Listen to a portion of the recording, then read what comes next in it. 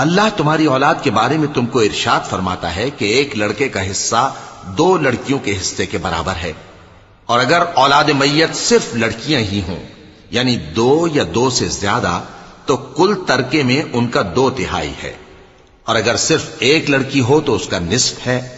اور میت کے ماں باپ کا یعنی دونوں میں سے ہر ایک کا ترکے میں 6واں حصہ ہے، بشرطے کہ میت کی اولاد ہو، اور اگر اولاد نہ ہو اور صرف ماں باپ ہی اس کے وارث ہوں تو 1/3 ماں کا حصہ ہے، اور اگر میت کے بھائی بھی ہوں تو ماں کا 6واں حصہ ہوگا۔